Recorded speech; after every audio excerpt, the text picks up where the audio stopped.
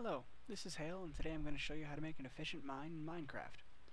To do this, you're going to need a good pick, either diamond or iron, a good shovel, again, diamond or iron, and a stack of some torches.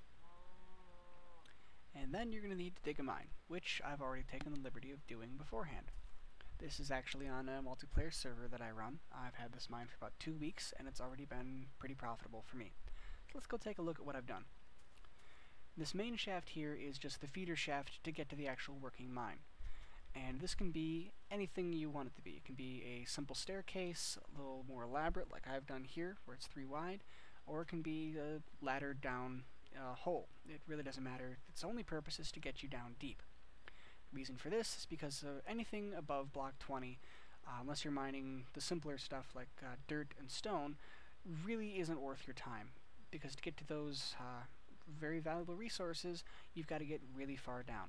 In fact, I'm about as low as I can get. This is bedrock here, and I can't get much lower without having to walk around these pieces of bedrock. So this is about as low as I can get. If I go to the console, you can see I'm at about my y-axis is 6. So I'm pretty low, almost at the bottom of the world. Now these are my working mine shafts, and as you can see, they're actually pretty narrow. They're just little holes in the ground. The reason for their being so thin and tiny is because that's the secret that what makes them work. They expose 6 different faces of different blocks for every 2 blocks that I mine. So that's 1, 2, 3, 4, 5, 6 faces, and there's only 2 blocks that I had to pull out of here to get that. So that means that each one of these shafts, for every 2 that I dig, I get a geometrically progressingly larger amount of faces exposed for only 2 blocks each step. So, what this means is that if I make an extremely long shaft here, that eventually I'm going to expose a very large number of faces and a very large number of blocks. So this method really relies on statistics. That if I sift through a very large number of blocks very quickly, I'm going to eventually get something. And that's the whole principle behind what this does, is that I eventually hit something for a very small amount of actual mining. Now I'll take you down one of the empty shafts here, and as you can see, it is very long, but there's the cobblestones here are the stuff that I've already mined out. So you can see that I have hit things with this mine. But rather than show you the holes that I have made, let's go take a look at a shaft that I just dug before I started this video but haven't yet mined out. Just to give you an idea of what the average shaft you can hope to get from the average shaft.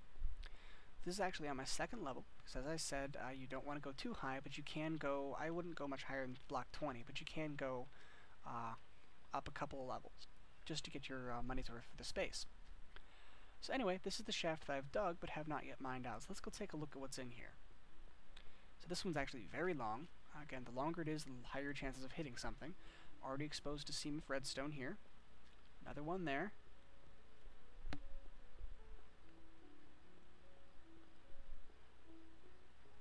And we have to keep going a long ways. There's a seam of gold here. That's actually been pretty rare for me. And as you can see, there's another seam of gold down here, and then I've ended on some coal. And I can keep going, and eventually I'd hit diamonds and all sorts of stuff. Now, the one thing that you're probably asking is that, well, what happens if you hit a cavern? Or if you're down this deep, what happens if you hit a lava lake? And, well, the answers to that are 2 different ones. If you hit a cavern, you should pretty much jump for joy, because caverns are basically what I've done here, but already dug out for you. They excavate a very large portion of earth and expose a very, very large number of faces, and usually have a very high concentration of resources which you can mine. Now they're also dangerous.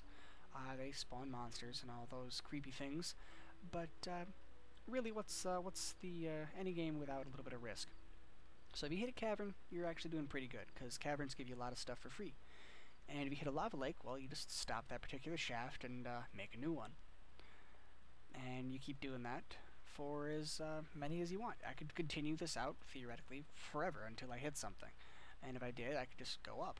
And eventually, if I get a termination point on everything, if I hit a lava lake or an impassable boundary on all of these, I can just start a mine someplace else. And really that's the beauty of it, is that you can keep going for almost forever and do very little work for a very high amount of returns. So this is the way I do my mining. I've gotten in the shafts that you've seen, I have collected, I think, 6 different stacks of, full stacks of redstone, at least 23 diamond, 3 gold, a full 64 stack of iron bars, and a little bit of lapis lazuli. It hasn't been that much of it down here, and I've unearthed at least 2 full stacks of coal. So I've gotten a lot out of this mine, and as you can see, I haven't gotten a whole lot of digging done down here. And each one of these shafts only takes about 2-3 minutes to make. And then to light it up is like another minute, and then you excavate it. So really, very little amount of work for a very large return. So I hope you've enjoyed this. This has been fun for me to show you guys how to do this. I hope that you find all sorts of minerals from it, and have fun playing Minecraft.